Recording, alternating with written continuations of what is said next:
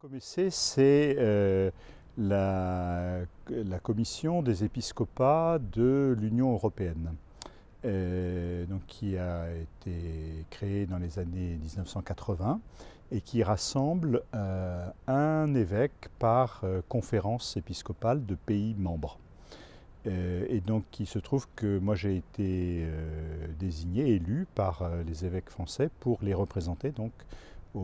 à la COMECE à Bruxelles, où il y a également un secrétariat permanent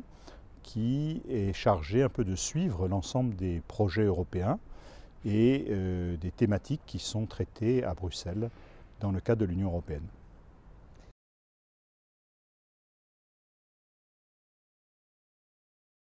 Alors ce texte, il est le fruit d'abord d'un travail avec des experts désignés par chacune des conférences épiscopales des pays membres, et nous l'avons travaillé pour le proposer à la fois aux responsables de la Commission européenne, aux parlementaires et à l'ensemble de ceux qui sont partie prenante des questions européennes. Il nous semble que la question du travail est une question très importante aujourd'hui et qu'il y a des modifications importantes qui se font jour, à la fois parce qu'il y a une plus grande flexibilité du travail, parce que par exemple la digitalisation de l'économie change beaucoup de conditions du travail, parce que pour les jeunes aussi il est plus difficile de rentrer dans un travail durable. Et c'est pour ça que donc nous avons proposé cette réflexion qui veut s'appuyer sur l'enseignement social de l'Église et qui rappelle un certain nombre de fondamentaux. Donc dans notre proposition, il y a trois piliers principaux qui visent à intégrer tout le monde dans le monde du travail pour signifier que le travail est vraiment quelque chose qui est au service de la société et pour lequel il est important que chacun puisse trouver sa place. Donc le premier pilier concerne un peu la dignité des conditions de travail et la manière dont on peut concevoir un salaire juste. Le deuxième concerne effectivement la dimension durable. Donc cette dimension, elle est liée à la fois à la dimension économique, comment ce que nous faisons, nous pouvons le transmettre aux générations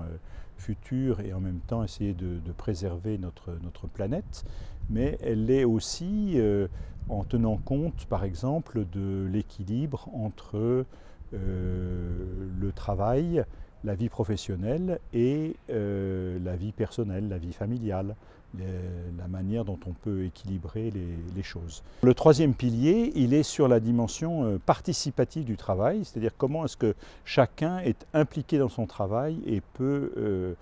apporter une contribution au bien commun et être reconnu comme tel.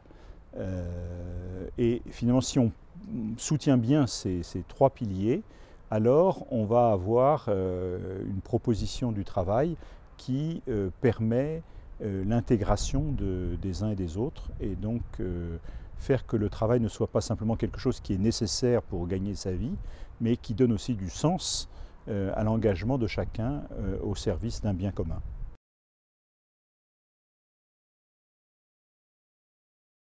Oui, bien sûr, parce que c'est évidemment une échéance que beaucoup ont en tête, en particulier les actuels députés européens. On voit aussi qu'à l'approche de ces élections européennes, il y a beaucoup d'incertitudes en matière politique, à travers des changements de gouvernement dans un certain nombre de pays, à travers la problématique aussi du Brexit et de ses conséquences pour l'ensemble des pays de l'Union, pas seulement pour la Grande-Bretagne. Et donc nous avons décidé, à l'issue de la conférence, de travailler sur une déclaration commune de la COMECE qui devrait être publiée, je pense, au cours du mois de janvier. Donc encore un petit peu de distance de la date des élections, et qui sera signée par l'ensemble des évêques membres de la COMECE, donc des différents pays membres de la COMECE. Et cette déclaration, elle devra à la fois reprendre peut-être quelques grands principes qui sont à la base de la fondation de l'Union européenne, parce qu'on a l'impression aussi que devant la montée d'un certain nombre d'égoïsmes nationaux, finalement la perspective de départ, qui était quand même de pouvoir mettre en commun un certain nombre de domaines pour définir un bien commun européen et pour bâtir et affermir la paix en Europe, est quelque chose qui s'estompe un peu. Et alors que nous fêtons la paix retrouvée en 1918 à l'issue du premier conflit mondial qui a été si meurtrier pour l'Europe et qui a laissé de terribles traces dans tous les pays qui ont été concernés,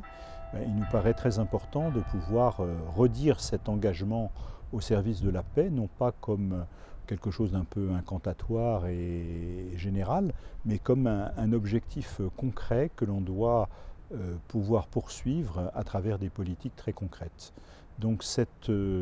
déclaration de la Comessé, évidemment, elle sera publiée en temps utile et elle pourra être utilisée aussi pour interroger les différents candidats, en tout cas les chefs de file des principaux partis, sur leur perspective européenne. Ce que nous voudrions aussi éviter, c'est que, comme trop souvent, en tout cas en France, d'autres enjeux qui n'ont rien à voir avec la construction européenne viennent brouiller le message et le choix des électeurs.